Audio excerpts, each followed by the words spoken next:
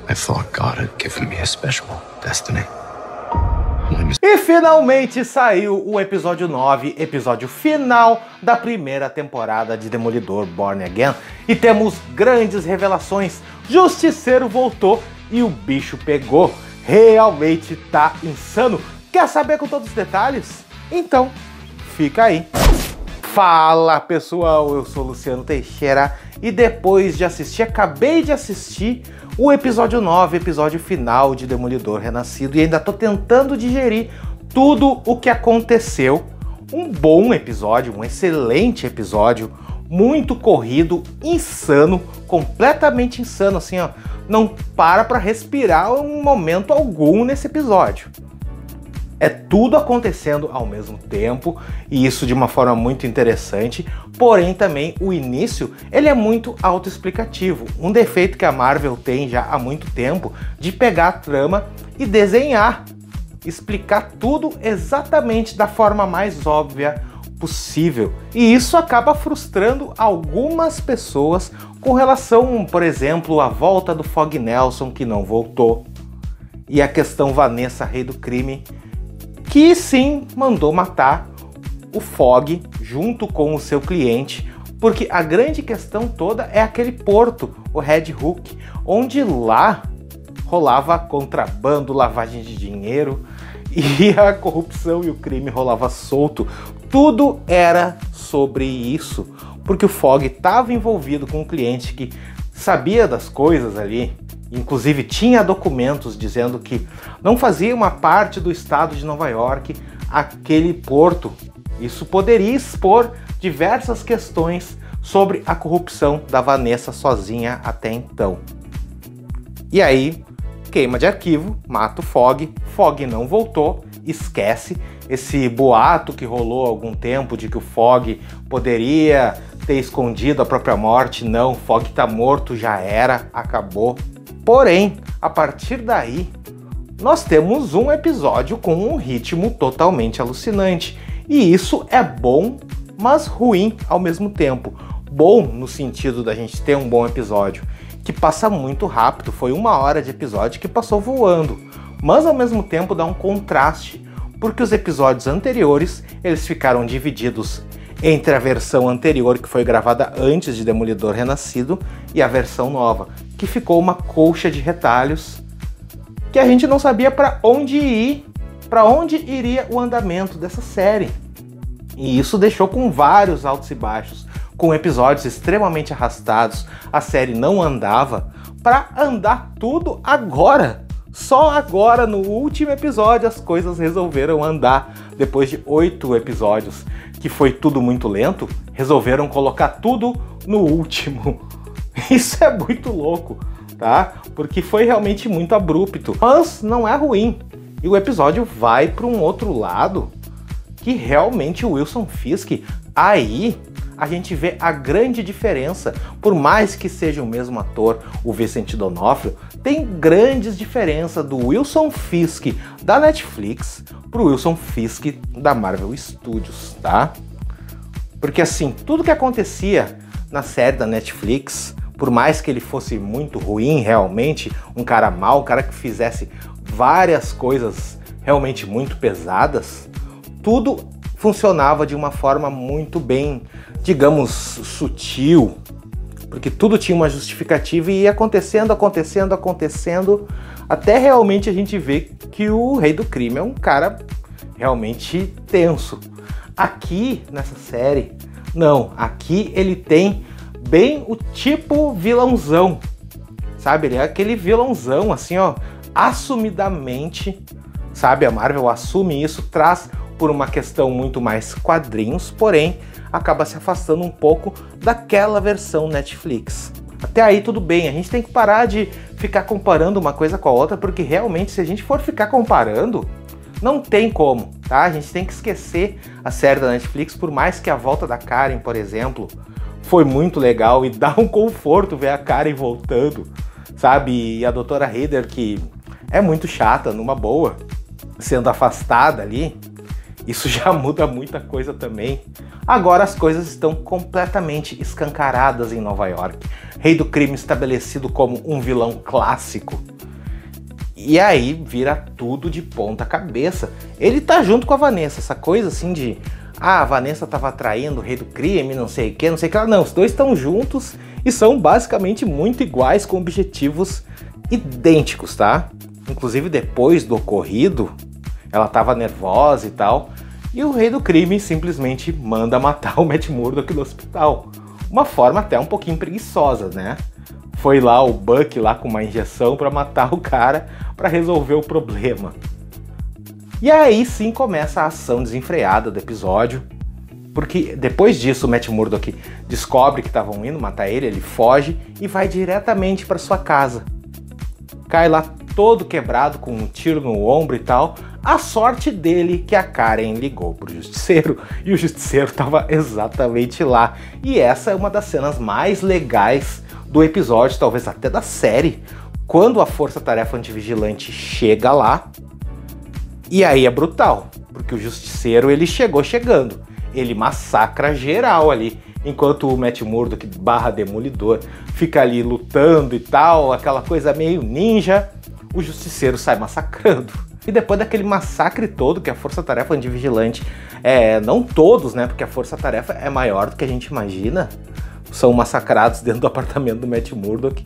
E o Cole North, sim, foi o responsável pela morte do Tigre Branco. Como eu já tinha falado num vídeo anterior, foi ele. E isso difere bastante dos quadrinhos, porque ali ele é nada mais nada menos do que outro policial corrupto que tá trabalhando pro Rei do Crime. Já nos quadrinhos não, ele era um cara todo certinho, e quando ele descobre que as coisas estão realmente complicadas, ele até ajuda o Demolidor. Então é diferente, tá? Fizeram completamente diferente nesse sentido. A cena é muito boa. Depois todo esse massacre aí, o Demolidor e o Justiceiro já estão tudo quebrado, conseguem fugir e a Karen aparece. E isso é o momento mais legal, porque ver a Karen de volta é um alívio, assim. Porque a gente vê uma pessoa que realmente tem química com esses personagens. Tu vê o Demolidor, o Justiceiro e a Karen, é química, sabe? É coisa que vem lá da época da Netflix, então isso funciona. Se tinha problemas de química antes, com a McDuffie, com a Glenn, por aí vai, agora não, agora tem química entre os três e isso já ajuda bastante, isso é muito interessante. Ao mesmo tempo nós vemos o Rei do Crime tocando terror na cidade. A Força Tarefa Antivigilante, ela é uma força assim do Rei do Crime, exatamente dele, e tá fugindo completamente da autoridade, usando força bruta, matando. E isso é muito tenso. Inclusive tem uma cena em que um ladrão ali tá roubando a cidade e tal, porque teve um blackout na cidade, tá tudo um caos. A cidade está um caos e o Rei do Crime ele tá tocando terror realmente. E a partir daí, um ladrão lá rouba um negócio numa loja e é morto, e colocam uma máscara nele como se ele fosse um vigilante também. Então a coisa foge do normal nesse sentido, assim, ficou muito absurdo o que tá acontecendo. Porque a coisa virou do 8 pro 80, sabe? É blackout em Nova York tá um caos, excesso de autoridade, lei marcial. E inclusive o Rei do Crime colocando toque de recolher às 8 da noite. Pois é, não teve uma ação no final, assim, teve o Justiceiro indo atrás lá naquele porto onde tinha um monte de fã dele da Força Tarefa Antivigilante utilizando a caveira, e o Justiceiro acaba matando vários ali. Só que eram tanta gente que acabam conseguindo render ele. Ele vai preso. Sim. O Demolidor iria até lá, mas a Karen faz ele desistir. Não vai, que vai dar ruim, tu vai morrer, muita gente tá ferido. E a ação final fica para a próxima temporada. O dia vai amanhecer e o Demolidor vai querer montar uma outra força. Sim, montar uma equipe, um time para recuperar a cidade. Esse time deve ser aqueles clássicos, né? Jessica Jones, Luke Cage, talvez até Punho de Ferro, Justiceiro, sim.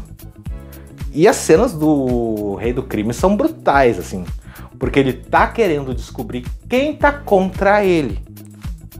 E já tá tudo escancarado. Se antes era uma coisa assim, ó, que era por muito debaixo dos panos, esse episódio ele escancarou o vilão Rei do Crime para todo mundo que estava em volta, inclusive para os assessores. E isso foi um pouco abrupto, porque a assessora, tu vê na feição dela o quanto o Rei do Crime tá desequilibrado, quanto ele tá querendo mostrar e fazer as coisas de forma muito violenta para ganhar bilhões, como ele disse para a própria Vanessa. E isso é muito louco. E a partir daí, o comissário de polícia fala com a assessora, tu vê que ele tá indo contra, e a assessora ela já tá com medo porque ela sabe que o Rei do Crime já tá sabendo dela, e o comissário de polícia morre numa cena absurda. Eu achei, sinceramente, que essa cena a Disney não teria coragem. Teve uma hora em que o Rei do Crime pega a cabeça do comissário e vai esmagar com as próprias mãos, assim, e eles cortam a cena. Aí eu pensei assim, a Disney não vai ter coragem. A Disney arregou. Não arregou, mostrou a cena, uma cena brutal, assim, ó, pesada realmente, sabe? Mostrou a que veio e as coisas estão estabelecidas assim. Karen Page, Demolidor escondido, só que estão escondidos no bar da Josie lá em Hell's Kitchen. Beleza, tudo bem.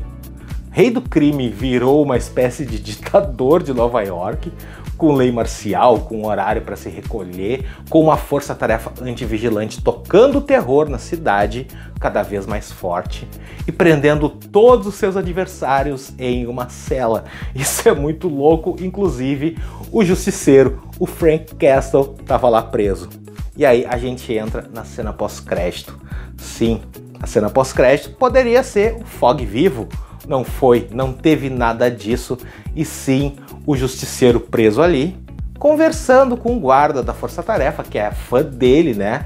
É o famoso fanboy que o justiceiro falou. Ele consegue conversar, traz o cara pra perto, vai apertar a mão do cara, quebra o braço do cara e pum, fugiu. Ou seja, justiceiro está solto, talvez no seu especial pro Disney Plus agora, que tá para sair, e na segunda temporada de Demolidor Renascido, em que o Demolidor vai juntar talvez os defensores para combater a força-tarefa antivigilante e acabar com o Fisk. Essa é a questão. Vai precisar de questões legais também, não só de força, tá? Espero que a Disney faça isso como a Netflix fazia, que mesclava as duas coisas, porque não adiantava o Demolidor combater o Rei do Crime como vigilante e não combater como advogado, porque os podres têm que vir à tona. Gostei do episódio, é um eletrocardiograma, um episódio completamente maluco, sabe? Tudo acontecendo ao mesmo tempo, completamente diferente dos episódios anteriores, que eram muito mais lentos. Eles deviam ter desenvolvido isso tudo durante a temporada e deixaram para desenvolver tudo no final. Mas mesmo assim, um episódio eletrizante, um episódio muito bem feito. E eu gostei. Vamos ver na segunda temporada, agora totalmente feito por essa nova direção, o que vai acontecer. Óbvio, teremos o Demolidor com traje preto se escondendo, a Karen Page ao lado dele com peruca e a Heather Glenn ao lado do Rei do Crime, sendo exatamente uma assessora dele de saúde mental e etc. Meu Deus do céu. Que loucura isso se tornou. Vamos ver o que nos reserva a segunda temporada de Demolidor Renascido. Mas diz aí, gostou desse episódio? Comenta aqui embaixo e quer saber absolutamente tudo. Todos os detalhes, tudo que surgir de Demolidor Renascido é aqui sempre em primeira mão no canal mais rápido da galáxia. Então já deixa no like, se inscreve para não perder nada, nenhum detalhe, tudo de Demolidor Renascido. Eu vou deixar aqui uma playlist completa com todas as análises de todos os episódios de Demolidor Renascido. Dá uma assistida lá se ainda não assistiu. Até mais!